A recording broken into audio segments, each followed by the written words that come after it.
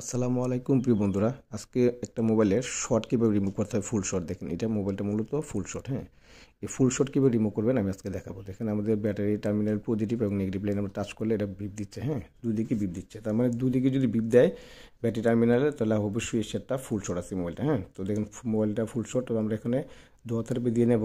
দোয়া থেরাপি দেওয়ার পর আমরা পাওয়ার সাপ্লাইয়ের মাধ্যমে, শুধু পাওয়ার সাপ্লাই দিয়ে আমরা শর্টটা ক্লিয়ার করে দেখাবো। দেখেন, আমরা ভোল্টেজ রাখবো 4.2 এমপি রাখবো 5। হ্যাঁ, এমপি থাকবে 5। হ্যাঁ, তো দেখেন এই ক্ষেত্রে আমরা মাদারবোর্ডটা নেওয়ার পর আমাদের এই পাওয়ার সাপ্লাই গ্রাউন্ড, যেটা আমরা গ্রাউন্ডের সাথে টাচ করবো, আর আমাদের যে প্রদীপ লাইটটা আছে সেটা আমরা ব্যাটারি টার্মিনালের প্রদীপে ধরবো। হ্যাঁ, ধরার পর দেখেন আমি একটু ধরলাম। ধরার পর দেখেন আমি আমাদের উল্টো পাশে সমস্যাটা হয়তো হবো, সম্ভবত উল্টো পাশে সমস্যাটা হয়েছে।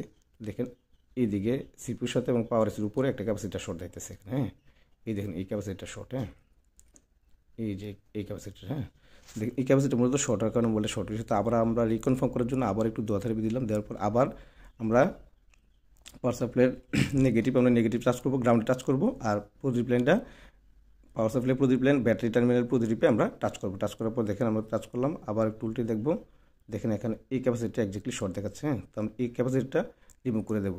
রিমুভ করার পর মোবাইলটা চালু হয় কিনা আমরা দেখবো ইনশাল্লাহ। হ্যাঁ, তো এই ক্ষেত্রে ক্যাপাসিটিটা রিমুভ করার পর আমরা আবার মিটার দিয়ে মাদারবোর্ডটা চেক করবো যে আমাদের শর্টটা গেছে কিনা। যদি শর্ট চলে যায় তাহলে আমরা মিটার দিয়ে আবার চেক করব। যদি আমরা বিপ রেঞ্জে চেক করি তাহলে একদিকে বিপ দেবে, আরেকদিকে বিপ দেবে না। আর যদি আমরা ডায়োড রেঞ্জে চেক করি তাহলে আমাদের একদিকে মান দেখাবে, আরেকদিকে দেখাবে না। হ্যাঁ, যেহেতু যখন আমরা ডায়োড রেঞ্জ চেক করবো তখন কিন্তু আমাদের প্রতি লাইনটা আমাদের গ্রাউন্ডে টাচ করবো আর নেগেটিভ দিয়ে আমরা মাপবো। দেখেন ফাইনালি মোবাইলটা কিন্তু চালু হয়ে গেছে। হ্যাঁ, তো আজকে এই পর্যন্ত থাকবে, পরবর্তী ভিডিও আবার আসবো ইনশাল্লাহ। ভালো থাকবেন, আল্লাহ হাফেজ।